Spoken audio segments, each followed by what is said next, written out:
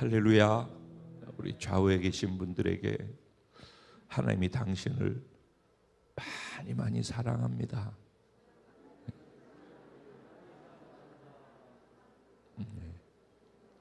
하나님이 저와 여러분을 지극히 많이 사랑하고 계심을 믿습니다. 아멘. 오늘 주신 하나님의 말씀은 시편 23편 말씀이 되겠습니다. 시편 23편 1절부터 6절까지 말씀입니다. 제가 한 절, 여러분 한 절 교독하시고 6절 말씀은 한 마음으로 합독하도록 하겠습니다. 제가 1절 먼저 시작하겠습니다. 여호와는 나의 목자시니 내게 부족함이 없으리로다.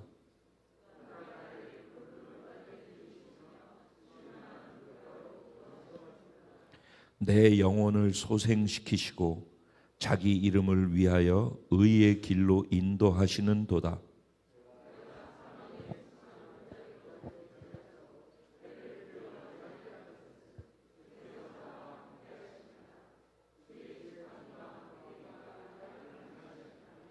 주께서 내 원수의 목전에서 내게 상을 차려주시고 기름을 내 머리에 부으셨으니 내 잔이 넘치나이다. 다같이 내 평생의 선하심과 인자하심이 전치 나를 따르리니 내가 여호와의 집에 영원히 살리로다.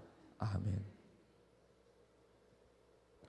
오늘 이 본문 말씀 가지고 선한 목자를 따라 인생길을 걷는 복된 양, 바로 저와 여러분입니다.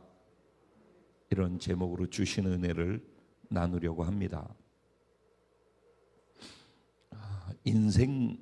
인생이라고 하면은 확 와닿습니까? 인생이라고 그러면은 태어나서부터 숨을 멈추는 그때까지를 통틀어서 표현을 하는 것이죠. 그런데 그 인생이라는 단어가 확 와닿지 못하는 것은 내 삶의 순간순간이, 그 순간이 지금의 내가 느끼는 것으로 받아들여지기 때문에 인생 전체가 하나로 보여지지 않아서 그렇습니다. 우리 인생은 사실은 정해져 있어요. 그리고 정해진 것이 잘 되는 것으로 정해진 것이 아니라 안 되어지는 것으로 정해져 있어요. 그래서 내가 열심히 하고 최선을 다하고 노력하고 수고하고 그렇게 성실하게 살면은, 그러면 뭔가가 다 되어질 것처럼 생각을 하고 살아요. 그래서 열심히 공부도 하고 대학도 가고 좋은 직장에 취직도 하고 성실하게 인정도 받아가면서 최선을 다해서 삶을 살아갑니다. 그런데 그렇게 하면은 행복해질 거라고 생각을 하는데, 또 그렇게 열심히 공부하고 좋은 대학 가고 그리고 좋은 직장 들어가고 그렇게 해서 열심히 성실하게 살면은 행복해진다라고 듣고서 그렇게 살았는데, 막상 그 자리에 가보면은 별로 행복하지가 않아요. 그러면 또 마음에 드는 사람을 만나서 호감이 가는 사람과 연애를 하고 같이 만나서 결혼을 하고, 그러면 내가 좋아하는 사람과 만나서 결혼을 하니까 행복할 거라고 생각을 해요. 근데 막상 내가 좋아하니까 만나면 결혼하고 행복할 것으로 생각하고 결혼을 하는데, 그랬으면 행복해야 되는데 또 썩 그렇게 행복해서 정말 행복하다 그러고 사는 사람이 별로 없어요. 그러다 보면 어느 날 자녀를 낳게 되어져 있어요. 그냥. 그래서 자녀를 낳다 보면은 내 행복이나 그런 거는 두 번째가 되고, 자녀를 키워야 되고 그 자녀가 잘 되어지고 잘 자라고 또 행복해지기 바라는 마음으로 열심히, 이제는 나의 행복을 추구하고 살다가 거기에서 답이 없어졌다라는 걸 아는데, 또 2세가 생겨나서 2세를 놓고선 잘 키워서 그는 행복하게 해줘야지라는 생각을 하게 돼요.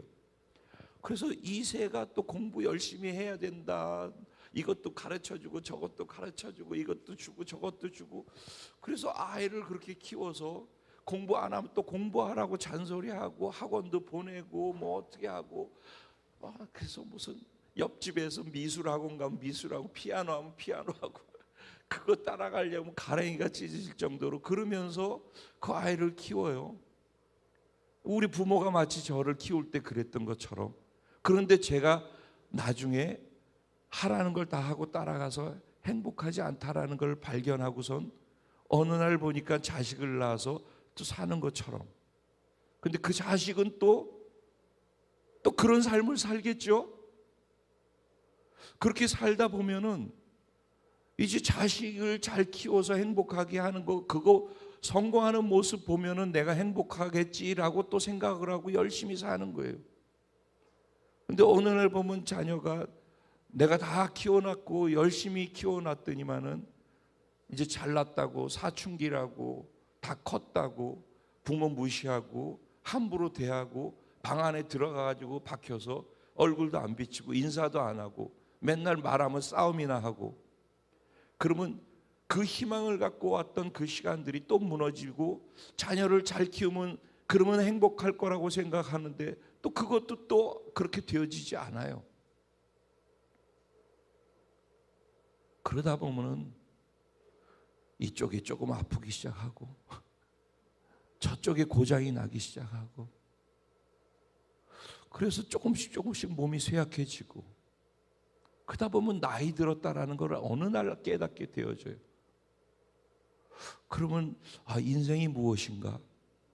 그것을 생각할 때쯤 되면은 끝자락에 갔을 때나 잠깐 생각, 그것도 철이 든 사람이나, 철 안 들면 그때 거기 가서도 그 생각도 못하고 아무 생각 없이 있다가 갑자기 죽음을 맞이하고 그러는데, 그나마 철 들면은 인생이 이런 건가? 허무하다, 이런 생각이 들어요. 그게 삶이에요.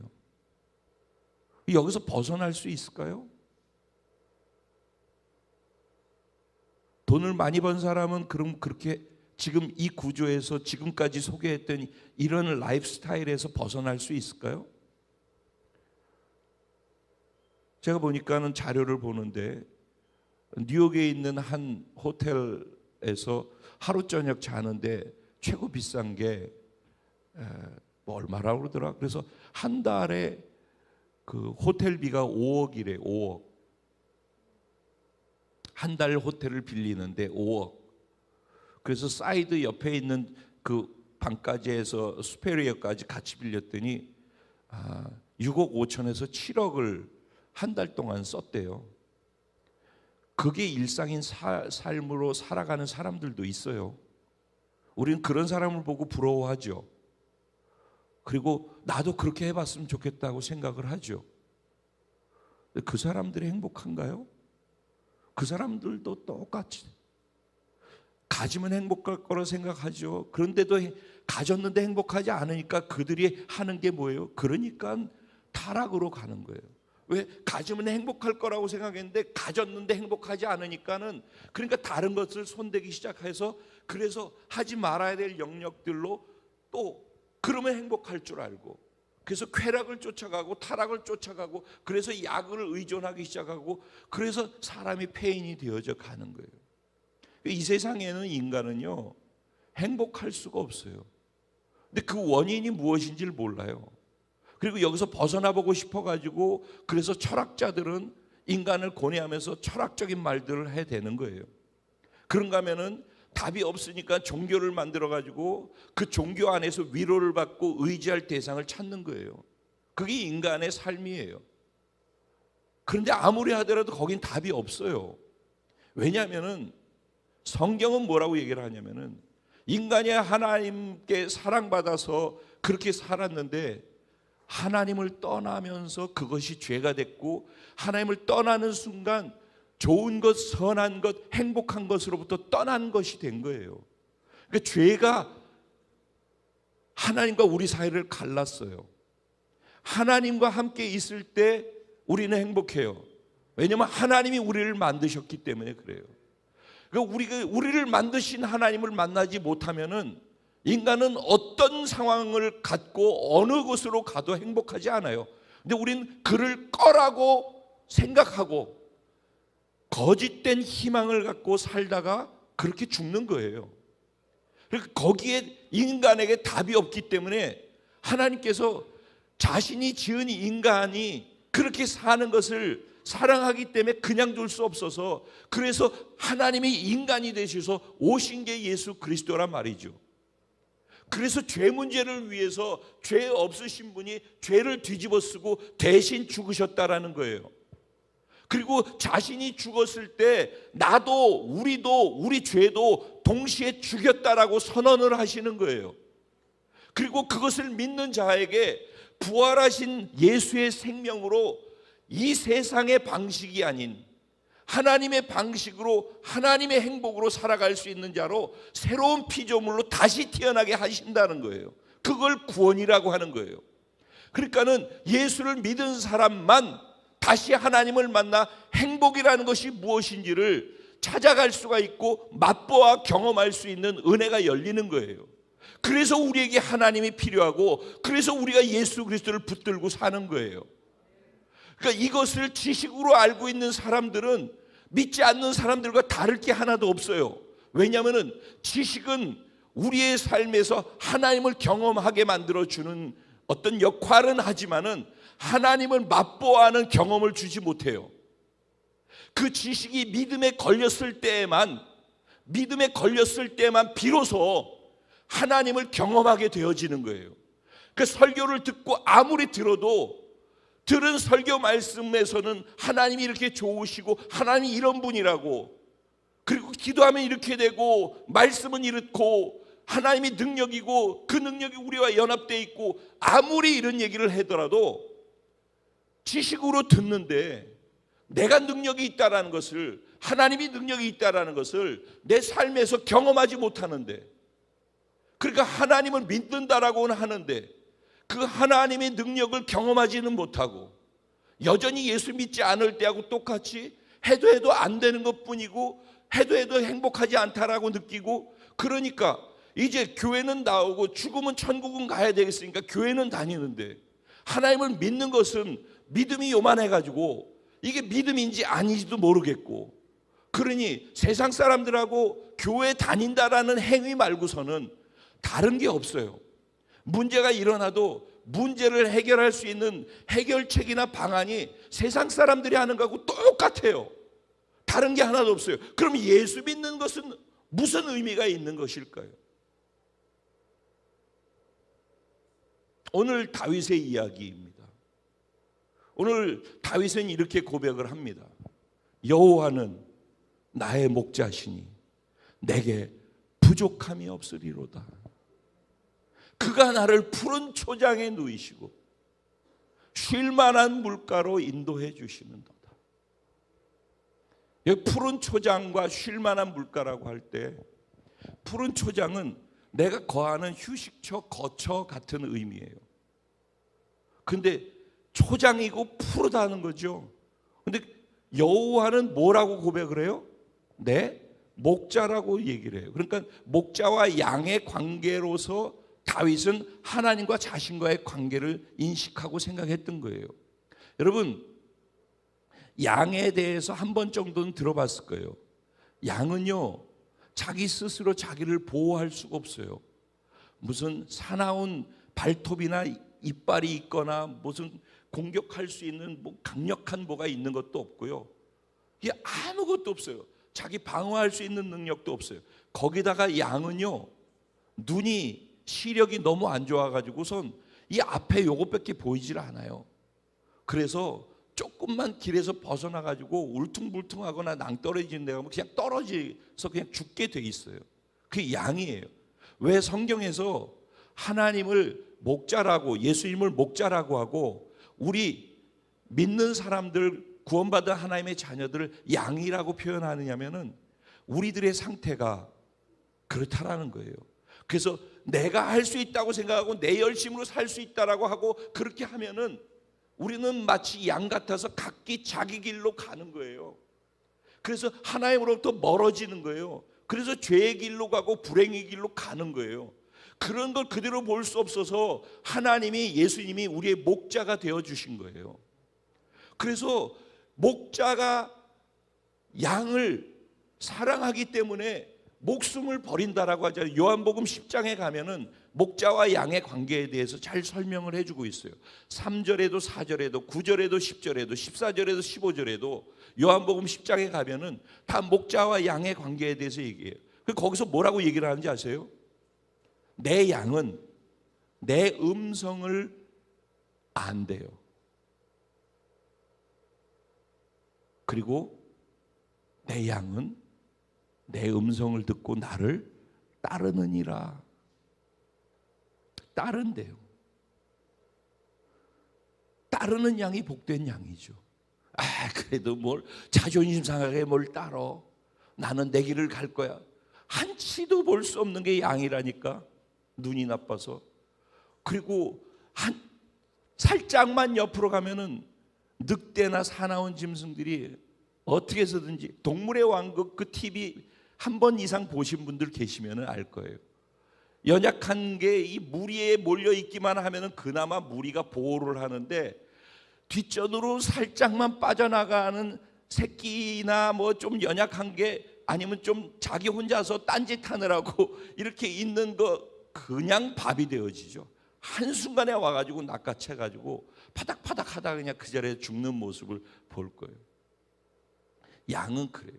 나 혼자 살겠다고 그러는 양은, 나 혼자 그래도 이거 해볼 수 있다고 움직이는 것들은 결국은 그렇게 사단이 우는 사자처럼 삼킬 자를 찾으려고 돌아다닌다고 하는데, 사단이 그렇게 우리를 공격하려고 하고 있어요. 그러니까 양은, 그러니까 어디로 가야지 보호를 받는 거예요? 목자와 함께 있어야지 보호를 받는 거예요. 그 목자가 푸른 초장으로 양을 이끌어 간다고요. 쉴 만한 물가로 양을 인도한다고요. 여러분, 물가도 이전에는, 지금은 쉴 만한 물가라고 되는데 예전 성경에는 잔잔한 물가로 인도하시는도다 그랬어요. 기억나셔요? 옛날 성경 보셨던 분들?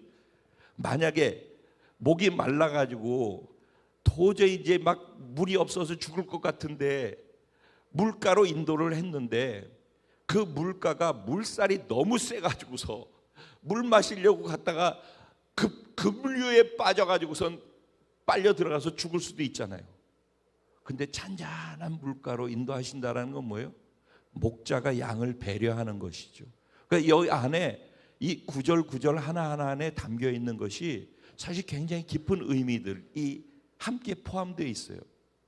푸른 초장이라는 건 풍성함이라는 것이고, 잔잔한 물가, 쉴 만한 물가, 우리가 쉬면서 물을 마실 수 있을 정도로 우리의 목마름을 해결해 줄 수 있는 그런 자리로 우리를 이끌어 가신다라는 거죠. 그러면 여러분, 예수님 그림 한 번 이상 보셨죠? 예수님이 양을 이렇게 안고 한쪽 손에 지팡이를 들고 양을 이렇게 안고 있고 푸른 초장이 있고 앞에 물가가 이렇게 있는 거, 그거 그림 한 번 정도 보셨죠? 예. 그리고 얼마나 평온해 보여요, 그렇죠? 근데 오늘 본문도 그렇게 시작해요. 그러니까 마치 본문을 그냥 보면은 편안한 상태이구나라고 생각을 할 수 있어요. 다윗이 엄청나게 평안한 상태에서 이렇게 시를 썼구나라고 생각할 수 있어요. 그런데 그렇지 않다라는 거예요. 다윗이 지금 처한 상황은요, 뒤에 고백하고 있는 내가 사망의 음침한 골짜기를 다닐지라도 원수의 목전에서 라고 써있는 이 부분이 지금 다윗이 현재 취하고 있는 상태예요. 그러니까 다윗은 지금 이 고백을 하고 있는 현재 다윗의 입장이나 상황은 어떤 거냐면은 사망의 음침한 골짜기 속에 있는 거예요. 여기에서 사망의 음침한 골짜기라는 걸 원어적으로 표현해서 살펴보니까 사망, 즉 죽음의 그림자로 잔뜩 어둡게 꽉 들어차 있는 그런 상태. 그러니까 죽음의 그림자가 캄캄하게 꽉 누르고서 덮고 있는, 그래서 길이 없고 답이 없는 절망적인 그런 상태. 그게 이제 지금 사망의 음침한 골짜기를 다닌다라고 하는 거예요. 근데 자기가 지금 현재 사망의 음침한 골짜기, 그런 아주 심각한 고통과 어려운 상황, 절망의 상황 속에 처해 있다라는 거예요. 그런데 그걸 또 다른 면으로 표현하기를, 원수가 나를 보고 있고 공격하고 있는 그런 상태라는 거예요. 여기에 이때 역사적 배경이 어떠했는지에 대해서 학자마다 다 달라요.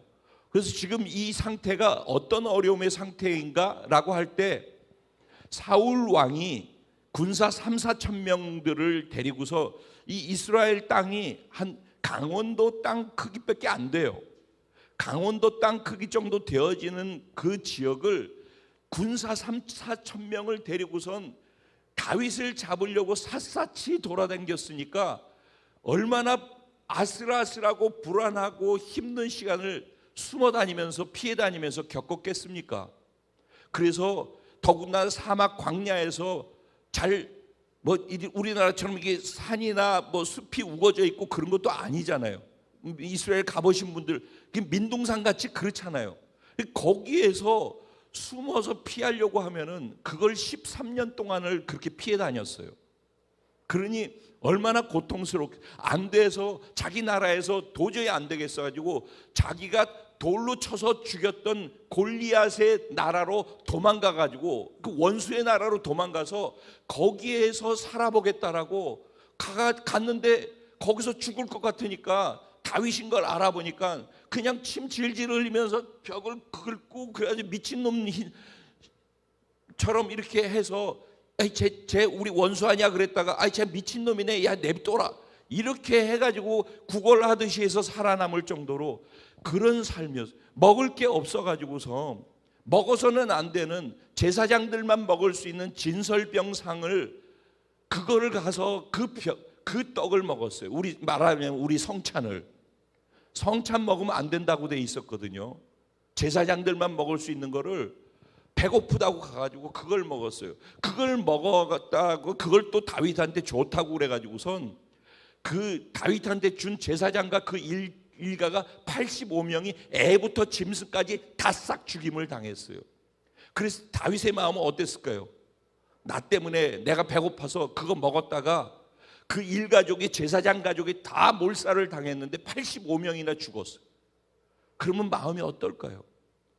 이렇게 쫓겨다니면서, 이렇게 먹을 게 없어서 이렇게 고통스러워하면서 처절하게 절망 속에서, 그게 사망의 음침한 골짜기인 거예요. 다윗이 지금 얘기하고 있는 이것은 우리가 잘 알고 있는 성경 암송 구절에서 여호와는 나의 목자는 내게 부족함이 없으리로다, 이런 구절이 아니라 이 본문의 진짜 의미는 다윗이 이런 상태에서 고백하고 있는 고백이라고요. 그런데 자신이 그런 상태에 있는데 그가 입으로 고백하고 있는 것은 무엇을 고백하고 있느냐? 여호와가 내 목자가 되셔서 나는 부족함이 없다 라고 고백을 하고 있는 거예요. 그가 나를 푸른 초장에 누이시고 쉴 만한 물가로 인도하신다. 내 영혼을 소생시키신대요. 내 영혼을 소생한다라는 것은 내 영혼을 회복시킨다, 내 영혼에 새 힘을 주신다, 내 영혼에 생기를 불어넣는다, 이런 의미가 담겨 있어요. 하나님께서 내 영혼에 새 힘을 불어넣어 주신대요. 왜냐하면은 나를 바른 길, 의의 길, 형통의 길, 평안의 길로 인도하시는데, 그렇게 하는 이유가 무엇 때문이래요? 자기 이름을 위해서요. 하나님의 이름을 걸고,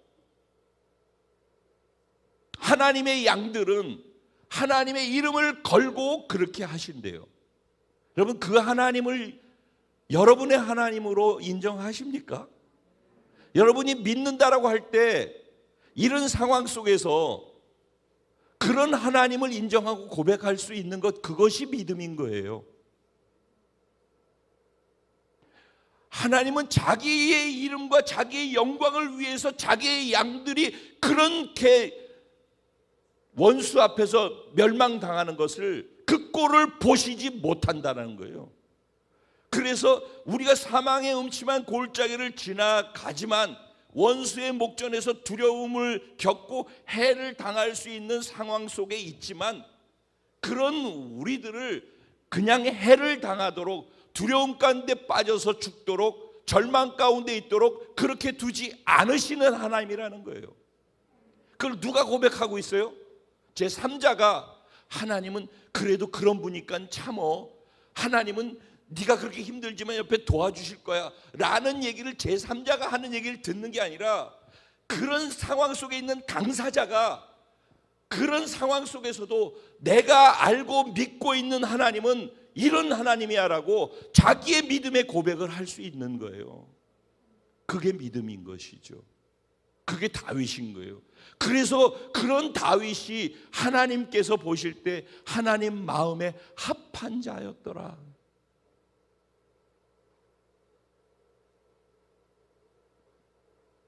그리고 다윗은 또 고백을 합니다. 내가 사망의 음침한 골짜기를 다닐지라도, 그러면 해당할 것 같은데 해를 두려워하지 않는데요. 왜냐? 그 이유가 뭐래요? 이유가 뭐 때문이래요? 하나님이 나와 함께 하신다라는 것 때문이에요.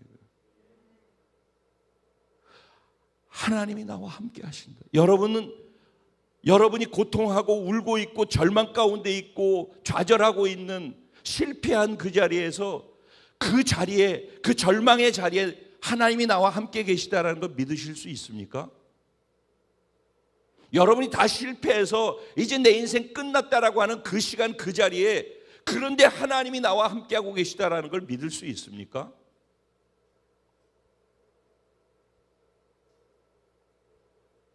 다윗은 그런 시간에, 그런데 하나님이 나와 함께 하시기 때문에 나는 해를 당할 것을 두려워하지 않습니다.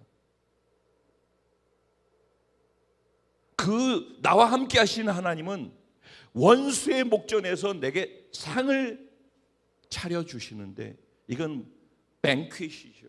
그러니까 즉 뷔페 같은 거예요. 만찬을 차려주신다라는 거예요. 다른 말로 하면은 이 기업이라는 단어도 있어요. 기업.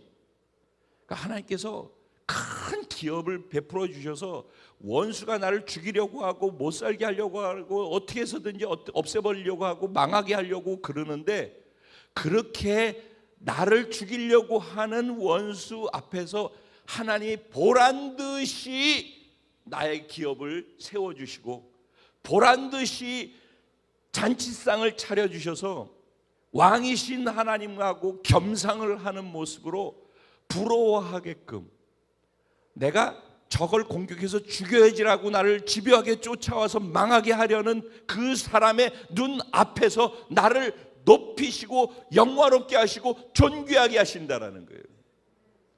그런 하나님을 다윗은 믿었다는 거예요. 가장 고통 속에서. 그리고 뭐라고 얘기를 해요? 내 머리에 기름을 부으셔서 내 잔이 넘치게 해주신대요.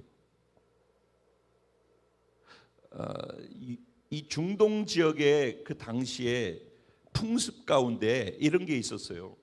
집에 아주 VIP 같은 귀한 손님이 오잖아요.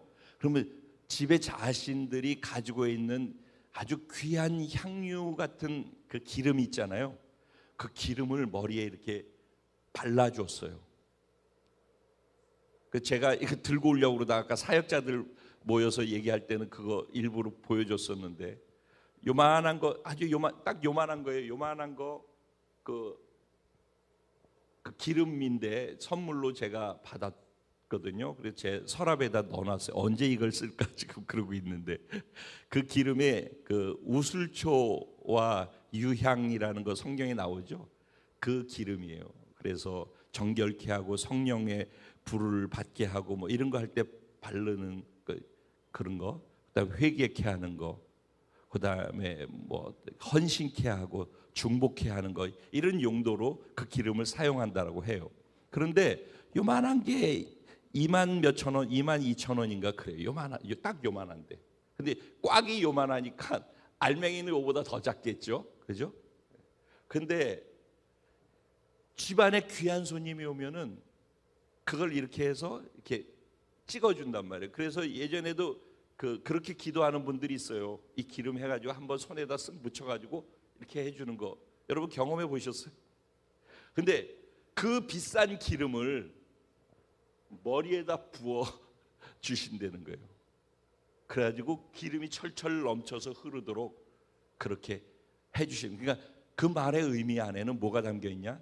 하나님께서 우리를 존귀한 자로 여겨주셔서 원수 눈 앞에서 하나님이 얼마나 우리를 VIP로 대접해 주시는지, 원수가 망하게 하고 싶어가지고선 애를 그렇게도 썼는데 오히려 높아져서 가장 높은 곳에서 하나님하고 겸상하고 하나님이 기업을 주시고 하나님이 기름 부어서 VIP라고 인정해 주시는 그런 일들을 원수 앞에 보여주셔서 완전히 전화위복되도록 그렇게 만들어 주신다라고 고백하고 있는 거예요. 그리고 마지막으로 뭐라고 고백해요? 내 평생에 선하심과 인자하심이 반드시 나를 따르리니. 아멘. 내 평생에 그분의 선하심과 인자하심이 반드시 나를 따르리니 내가 여호와의 집에 영원히 살리로다 그랬어요. 오늘 지금 소개한 1절부터 6절까지의 이 고백에 사용되어진 동사들은 거의 대부분이 다 미완료적인 것이에요. 그러니까 무슨 얘기냐? 아직 되어지지 않았는데, 아직 그렇게 완성되어지지 않았는데, 오늘 이 고백처럼 지금 그렇게 돼 있지 않은데 그렇게 될 것이라는 믿음과 소망이 담긴 선언이란 말이에요. 그리고 이 고통의 13년의 시간이 끝나고 난 다음에 다윗은 정말로 본인이 기름 부음을 어렸을 때 받은 것처럼 헤브론에서 왕이 되고, 그리고 몇 년 후에 전체 통일 왕국의 왕이 되어져서 보란듯이 하나님께서 그를 높여주셨죠. 결국은 그가 말한 대로 된 거예요. 저도 요새 여러분들께 계속 믿음의 말에 대한 거를 계속 도전을 하고 있잖아요. 그러면서 저도 계속해서 저를 살펴봐요. 근데 어디까지 제가 살펴보냐면은 말씀을 증거하는 이 설교까지도 제가 잘 살펴보게 되어지는 거예요. 설교에서 본문의 내용을 충실하게 설명해 드리는 것으로 했는데, 그렇게만 하니까 사실을 얘기하는 것까지로 자꾸 걸리더라고요. 사실을 얘기하는 쪽에 이 본문을 이해시키는 것과 사실을 얘기하는 것에 많은 시간이 할애되어지고, 그런데 하나님께서 그러면 어떻게 하시는가에 대한 하나님 편에서 하시는 것에 대해서 내가 고백할 수 있는 말들로 표현되어지는 시간이 너무 적더라고요. 이해되셔요 지금 이 말이? 그래서 제 설교 자체부터도 이게 선포되어지고 이 말을 갖고 긍정으로 우리가 이해하고 볼 수 있도록 메시지나 설교의 패턴 안에 변화가 일어나야 되겠구나라는 생각을 제 스스로 하고 저가 저를 도전하고 있어요. 저 정말 저를 바꾸려고 저 스스로 많이 싸우고 있고요. 그러거든요. 여러분들도 그렇게 될 줄로 믿습니다. 네. 우리의 말이 바뀌어야 돼요. 우리는 사실이기 때문에 사실을 말하는 거 맞아요. 그런데 사실을 말하면은 그럼 뭐라고 얘기를 지금 이 상황에서 다윗은 얘기해야 되냐면은, 저 사울 왕과 저놈들이 나를 이렇게 해가지고 내가 사망의 음침한 골짜기를 지나가는데 해를 당할까 봐 두렵고, 그리고 원수가 내 목전에서 늘 왔다 갔다 하는데 내가 이것 때문에 고통스러워서 견딜 수가 없고, 이게 사실이에요. 그것도 하루 이틀이 아니라 일주일이면 끝나는 게 아니라 10년이 지나 13년 동안 계속 그런 일이 있었을 때 그의 마음과 그의 말에서 나오는 말이 어떤 말이 나와야 했을까요? 그 사실을 얘기한다면은, 우리는 사실을 얘기해요. 제가 몇 주째 지금 이 본문과 연결해서 이거하고 연결을 시켜서 말씀을 나누고 있죠. 그죠? 근데 이게 제가 이쪽에다 초점을 두려고 그래서만 그런 게, 성경이 다 사실 신약이나 어디나 들어가도 지난주에 신약에 대한 말씀 나눴잖아요. 그죠? 지금 구약의 말씀이잖아요. 그리고 전혀 이 얘기하고 상관없을 것 같은데 결국은 이 뿌리로 들어가 보면은 결국 똑같은 얘기예요. 이거 신앙 고백이잖아요. 근데 사실을 얘기하지 아니한단 말이에요. 그러면 그 사실 속에서 하나님을 보는 거죠. 자, 사실 속에서 뭘 봐요? 하나님을 보는 거예요. 그리고 하나님을 믿는 믿음을 가지고 할 수 있는 말로 말을 바꾸는 것이죠. 뭐라고요? 사실이에요. 사실을 보고 있어요. 근데 사실 속에서 하나님을 보는 거예요. 그리고 하나님을 봄을 통해서, 하나님을 통해서 사실을 재해석하는 말을 우리가 선포할 수 있을 때 그걸 믿음의 말이라고 하고, 내 믿은 대로 될지어다, 내 말이 너의 미래가 될지어다. 하나님이 지금 모든 것 속에서 그렇게 말씀하고 계신 것이고, 다윗은 그렇게 실천한 고백을 지금 하고 있다라는 얘기를 하는 거예요. 다윗은 그 실제인 것이죠. 지금 사실은 이런 상황인데, 사실 현장 그 실제 속에서 하나님을 보고, 내가 보고 있는 하나님이 어떤 하나님이신지 그것을 고백하고 있단 말이죠. 그래서 첫 번째 스타트에서 첫 단어가 뭘로 시작해요? 여호와는 나의 목자시니. 여기에서 내가 보고 있는 하나님이 어떤 하나님인지를 고백하고 있는데 두 가지를 얘기를 하고 있어요. 하나는 하나님이 나의 목자라는 것과 하나님이 나의 주인이시라는 거예요. 1절부터 3절까지, 4절까지, 아니 3절까지는 하나님이 나의 목자라는 것에 대한 고백이 계속 나와요. 그런가 하면은 4절부터 시작해서 6절까지의 내용에 보면은 계속 주께서 주인 되심에 대한 고백이 나와요. 그러니까 내가 바라보는 하나님에 대해서 두 가지를 신앙 고백을 하고 있는데, 하나님이 나의 주인이시라는 거예요. 그리고 내 주인 되신 하나님은 목자가 되신다라는 거예요. 여러분을 구원하신 하나님이 여러분의 주인이 되셔요. 구원받은 게 맞다면은, 나 구원받았다라고 정말 확신한다면은 그 확신에는 반드시 하나님이 나의 주인이시라고 인정되어지는 믿음이 있어야 되는 거예요. 구원받았다라고 하면서 내가 주인이 돼서 사는 것은 구원받았다라는 의미가 무엇인지를 모르고 있는 것이에요. 구원받았다 하면은 내가 없고 그분이 주인이 됐다라는 걸 고백하는 것으로부터 구원은 시작되는 거예요. 두 번째, 나의 주인 되신 그분은 나의 목자가 되신다라는 사실에 대한 분명한 믿음이 있어야 되는 거예요. 근데 그 주인과 목자가 잘못된 주인이면은 어떻게 해요? 아주 못된 주인이 있잖아요. 못된 주인. 아주 착취하고 그래가지고 있는 대로 다 부려먹으면서 노동의 대가는 주지 않고 어떻게 해서든지 고통스럽게 다 써먹고 부려먹고 그래서 내팽개쳐버리는 그런 악덕 주인들도 뉴스에서 많이 등장해요. 어떤 주인 만나느냐가 사실은 그 안에 취직해가지고 살아가는 데 있어서 주인이 누구냐 하는 것은 너무너무 중요한 것이죠. 목자도 마찬가지예요. 목자도 선한 목자가 있고 싹군 목자가 있다라고 성경은 얘기하고 있어요. 싹군 목자는 양을 잡아먹고 양의 것을 도적질하는 거예요. 싹군 목자의 배후에는 무엇이 있냐면은 사단이 있어요. 사단을 성경은 요한복음 10장에서는 뭐라고 표현하냐면 사단은 도적질하는 자래. 사단은 삭군이고 도적질하는 자인데 양을 도적질하고 죽이고 멸망시키거니와 선한 목자는 양으로 생명을 얻되 넘치게 얻게 하기 위해서 선한 목자로 오신대요. 그래서 나는 선한 목자라고 예수님께서 자기 자신을 소개하시는 거예요.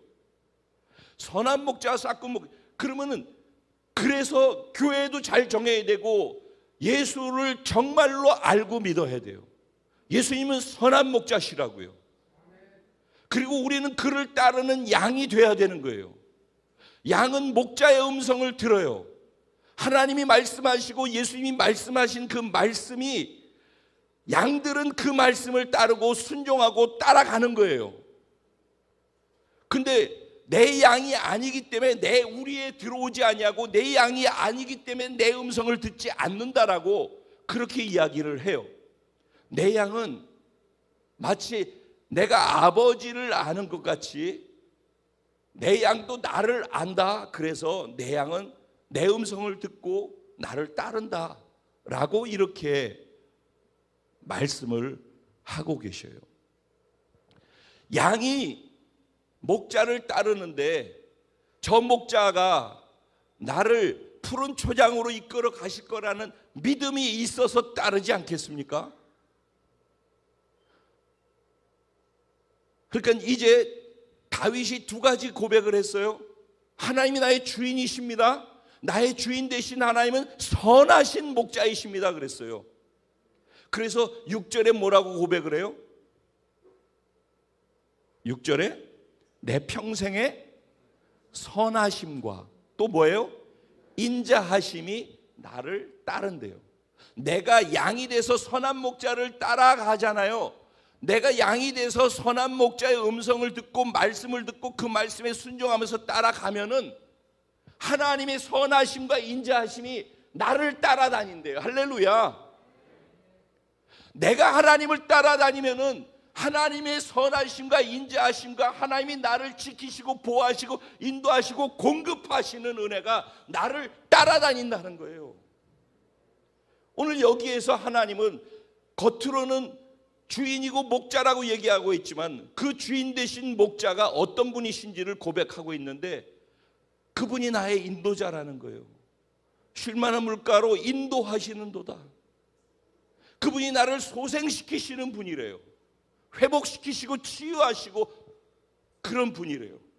그러면 그분이 나에게 공급자가 되어주신대요. 내 잔이 넘치게 풍요롭게 채워주신대요.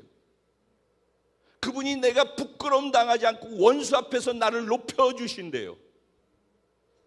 나를 사망의 음침한 골짜기나 원수의 앞에서 나를 해하지 않도록 보호해 주시고 안위하시고 지켜주신대요. 그런 그분이 선하시고 인자하시기 때문이래요. 그래서 그 선하심과 그 인자하심이 보호하심과 인도하심과 공급하심과 치료하심으로 나와 함께 동행하고 나를 따라다닌대요. 여기 선하심이라고 하는 단어는 히브리어로 토브라고 그래요. 토브라는 단어는 하나님이 태초에 천지를 창조하시고 빛이 있으라 하며 빛이 있었고 하나님 보시기에 좋았더라 그랬잖아요. 그 좋았더라는 단어가 토브예요. 이 토브는 좋다, 선하다, 훌륭하다 이런 의미가 있어요. 그러니까 하나님의 좋음과 하나님이 보실 때 좋은 것과 하나님 보실 때 선한 것과 하나님 보실 때 훌륭한 것 이런 의미예요. 그것이 선이에요. 그러니까 우리 편에서 우리가 하나님을 따르지 않는 이유 중에 가장 중요하게 걸리는 게 이 부분이에요. 나는 이게 좋고 나는 이게 선하다고 생각하고 나는 이렇게 돼야지 훌륭한 것이라고 생각한단 말이에요. 그건 내가 생각하는 선이고 좋음이고 훌륭함이에요. 근데 선은 하나님이 기준이에요. 하나님이 천지를 창조하시며 첫 번째 토브라는 단어를 쓰시고 하나님이 선의 기준이 되는 거예요. 하나님이 천지를 창조하시면서 빛이 있으라 하며 어둠 속에서 빛이 있고 모든 질서가 창조 가운데 되어졌어요. 근데 그 창조의 중심에 뭐가 있었어요? 하나님이 우리를 향한 뜨거운 사랑이 있었단 말이에요. 그래서 그 사랑으로 모든 걸 창조하셨기 때문에 그렇게 되어진 모든 질서 속에는 우리를 향한 하나님의 사랑이 숨겨져 있어요. 온 우주 만물이 돌아가는 이 자연 법칙 속에는 이 법칙이 깨지지 않고 돌아가는 것은 그냥 법칙이니까가 아니라 하나님이 우리를 향해서 사랑하시는 사랑이 그 안에 담겨 있단 말이에요. 모든 것은 하나님의 우리를 향한 사랑 때문에 되어져 있는 거예요.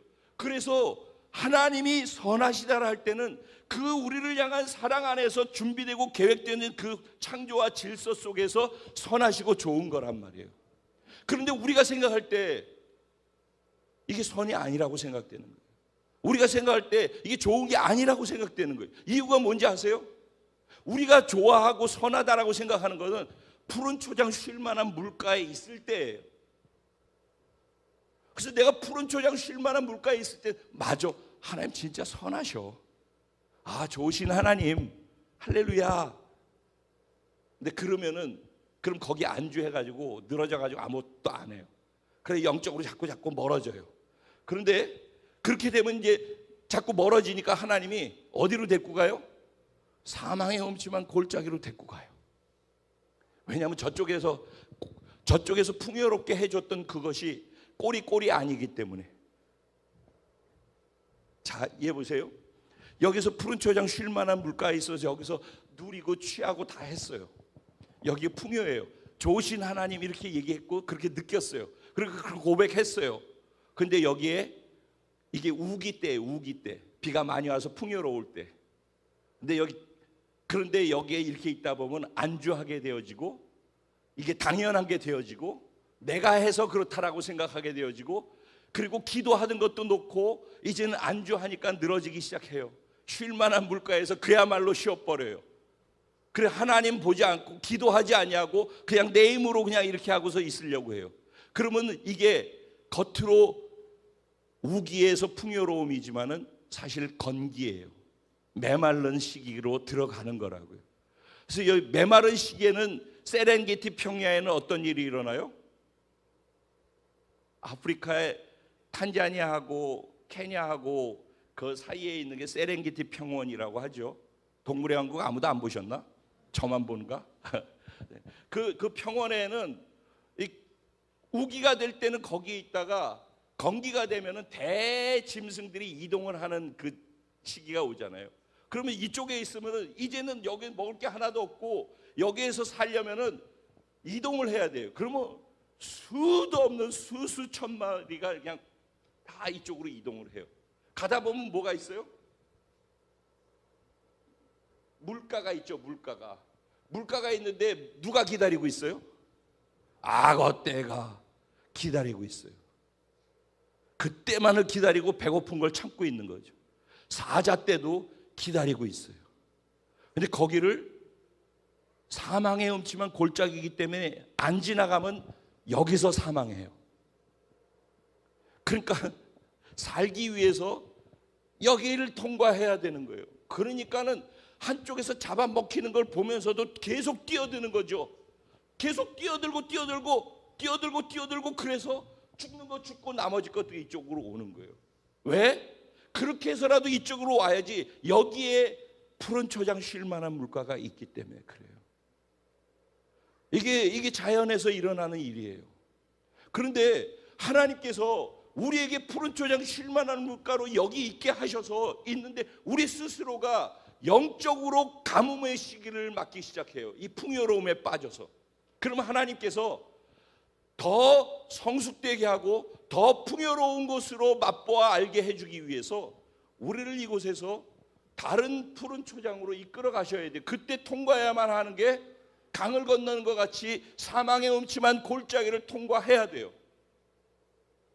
여기를 통과하고 가야지만 여기에서 새로운 초장 쉴 만한 물가가, 저쪽은 물가가 삭막하게 목숨 걸고 지나가야 되지만 여기는 그야말로 잔잔한 쉴 만한 물가, 평화로운 것이 준비되어져 있는 것이죠.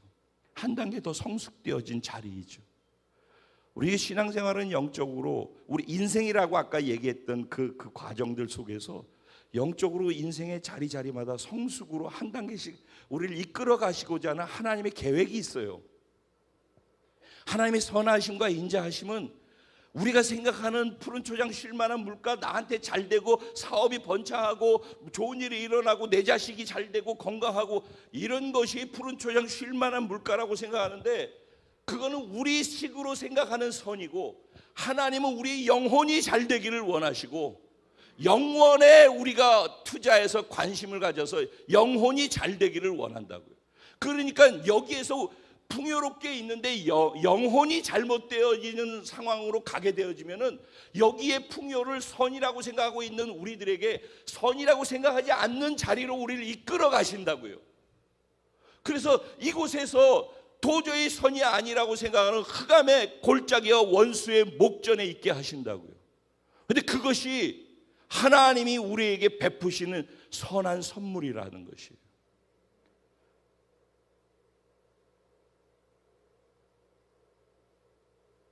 그러면 이 사망의 음척의 골짜기는 중간 과정에 반드시 있는 것이겠네요. 그럼 그것을 지날 때 우리는 뭐라고 고백을 하나요? 진짜 이런 상황을 지금 맡고 계신 분도 계시지 않을까요? 코로나 때문에 얼마나 어려움을 겪고 있는 분들이 많이 계십니까? 그 상황 속에서 어쩌면 그것이 지금 원수의 목전에 있을 수 있는 시기이고 지금 이 사망의 음침한 골짜기를 지나는 시기일 수 있는데, 지금 그 상황 속에서 우리는 무슨 말을 우리 입에서 하고 있는가요? 여호와는 내 목자가 되셔요. 그래서 나는 부족함이 없어요. 왜냐하면 그가 나를 푸른 초장에 누이시고 쉴 만한 물가로 인도하실 것이기 때문에 그래요. 내 영혼이 지금 피폐해져 있지만 내 영혼을 소생시키실 거예요. 자기의 이름과 영광을 위해서 나를 의의 길로 인도해 주실 거예요. 내가 사망의 음침한 골짜기를 지나고 있는 건 맞지만 나는 절대 해를 두려워하지 않아요. 왜냐하면 주의 지팡이와 막대기가 나를 인도해 주시고 적들과 나를 해하려는 것들을 막아주시고 보호해 주실 것이기 때문에 그래요.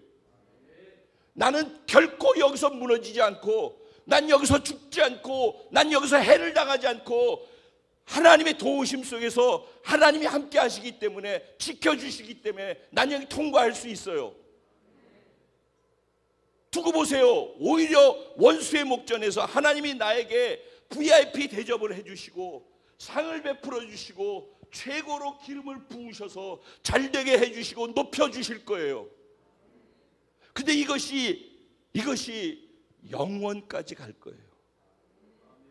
왜냐하면은 나의 주인, 나의 목자 되신 그 하나님은 선하시기 때문에, 그 하나님은 인자하시기 때문에. 여기 인자하심도 어떤 의미냐면은 사랑이라는 의미인데 헤세드라는 히브리어 단어예요. 이것도 일반적 사랑이 아니라 언약적 사랑이에요.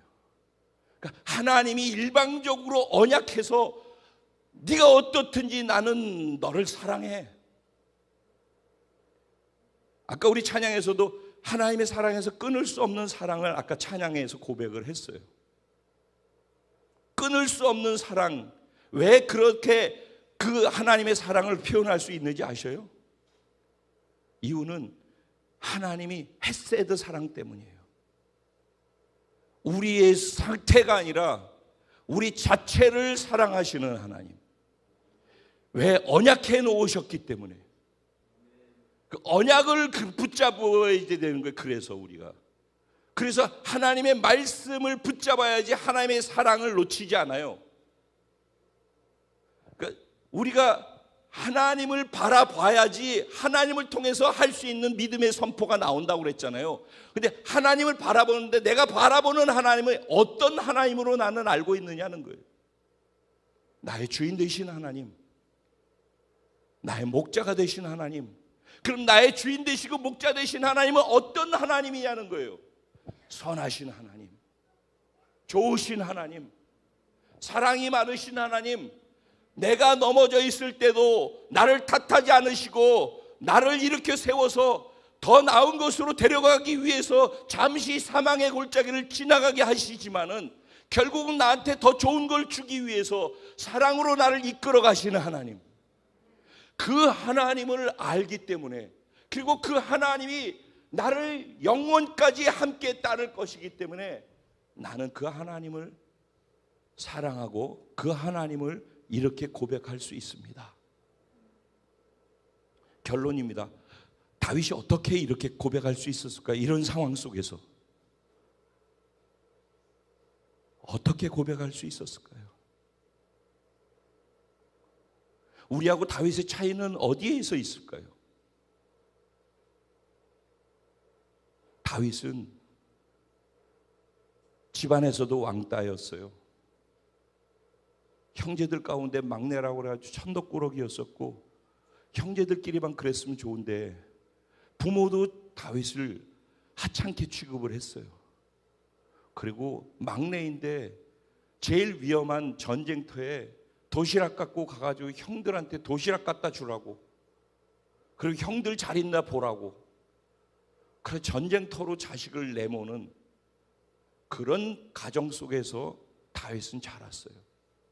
아, 난 부모가 이래서 상처받아서 난 이렇게밖에 못해요 라고 하고 계속 다른 사람한테 피해받고 상처받은 것 같고서 맨날 그거 얘기하는 사람들, 다윗을 생각해 보셔야 돼요. 다윗은 그런 상황 속에서, 그래서 형들 다 일 안 하는데 자기 혼자서 제일 막내가 어려서부터 들판으로 나가서 양들을 키웠어요. 아무것도 할 게 없죠. 그곳에서 뭘 했죠? 하나님과 교제한 거예요. 그럼 어려서부터 사람들이 자기를 어렵게 하고 힘들어하고 그렇게 느낄 때마다 그 자리에서 하나님을 받고 하나님하고 대화하고 교제하고 하나님이 나에게 어떤 마음을 갖고 나를 대하시는지 그 하나님을 알아가기 시작했어요.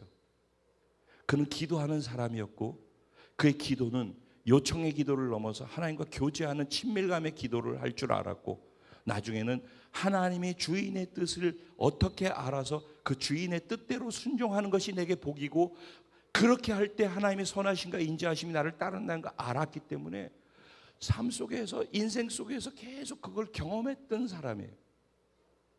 평소에 그것이 늘 몸에 배서 하나님과 교통하고 기도하는 것이 몸에 배 있었기 때문에 우린 보통 그러지 않습니까? 어려운 문제가 생기면은, 발등에 불 떨어지면은, 특별한 무슨 일이 있으면은 그때 작정 기도한다고 그러지 않습니까? 죽을 것 같이 힘들면 그때, 문제 생기면 그때, 아플 때 그때 우리는 기도해야 된다라고 생각해요. 그러니까 푸른 초장 쉴만한 물가에 있을 때 기도해야 되거든요. 근데 이때 기도를 안 하니까 사망의 음침한 골짜기를 향해 갈 수밖에 없단 말이죠. 왜냐하면 여기서 자꾸 영이 메말라 가니까. 여기에서 이쪽으로 가게 만드시지 않으려면은 늘 그분과 기도로 하나 되어져야 돼요. 그분은 늘 나와 함께 하기를 원하시고 함께 하고 계셔요. 근데 내가 그분을 인식을 안 해요. 내가 그분을 인정을 안 해요. 내가 그분하고 교제를 안 해요. 그분한테 기도하지 않아요. 계속 기도가 필요하다고 하는 이유가 여기에 있어요. 기도하지 아니하고서 내가 열심히 하면 뭐 할 수 있을 것 같다? 절대 그런 일은 없어요. 그럼 결국 세상 사람들이 열심히 해가지고 성취하는 것 속에 있는 불행을 경험하는 것, 확인하는 것밖에 없어요. 그러니까 세상 사람들하고 똑같이 가봤자 끝자락에 가면은 이 결국은 불행이구나라는 걸 확인하고 발견하는 것, 그것밖에 없어요. 기도해야 되는 이유는, 기도해야지 하나님의 뜻을 알고, 기도해야지 하나님하고 교제하고, 기도해야지 문제가 있을 때도 하나님이 주시는 은혜와 힘으로 하나님을 인정해 드리면서 고백할 수 있는 고백으로 능력이 되어서 내 환경을 바꾸고 내 상황을 바꾸고 내 주변의 사람들을 바꾸고 변화의 주역이 되어지는 것이에요. 하나님은 그런 사람을 찾고 있어요. 그런 사람이 내 마음에 합한 사람이기 때문이죠. 그 사람이 다윗이었기 때문이죠. 그 사람이 저이기 원하고 그 사람이 여러분들이 되기를 주님의 이름으로 축원드립니다. 우리의 신앙생활을 다시 한번 진짜 재조명할 필요가 있습니다. 그리고 우리의 말이 달라져야 됩니다. 우리가 하나님하고 교통하고 교제해서 하나님을 어떤 하나님으로 알고 어떤 하나님으로 고백하느냐 하는 것, 그것이 몸에 배야 돼요. 그래야지 어떤 상황 속에서도 그 상황의 말을 보다는 그 상황보다 크신 하나님을 통해서 하는 말들이 우리에게서 나올 수 있기 때문에 우리 인생이 그렇게 되어진 줄로 믿습니다. 오늘 말씀 생각하시면서 같이 잠시 기도하죠. 눈을 감으시고 이 말씀 생각해 보셔요. 그리고 이렇게 그냥 하지만 정말 이 말씀을, 그러면 내 삶에서는 이 말씀에서 얼마만큼의 거리가 있고 어떤 부분이 안 되어지고 있지? 그럼 그거 안 되면 안 된다는 얘기인데, 그걸 되게 하려면 나는 무엇을 어떻게 하면 될까? 생각해 보시고 하나님께 도움을 청하세요. 하나님, 제가 믿음이 없습니다. 저 믿음 없는 것을 도와주세요. 저를 불쌍히 여겨주세요 라고 외쳤던 지난주 말씀의 주인공처럼, 하나님 나를 도와주세요. 나를 불쌍히 여겨주세요. 하나님 없으면 살 수 없어요. 도와주세요. 그리고 하나님 주신 은혜로 믿음으로 내가 하나님이 어떤 분인지를 경험하게 해주셔서 그렇게 외치고 살아갈 수 있게 해주세요. 우리 주님의 이름을 한번 부르고 잠시 기도하겠습니다. 기도드리겠습니다.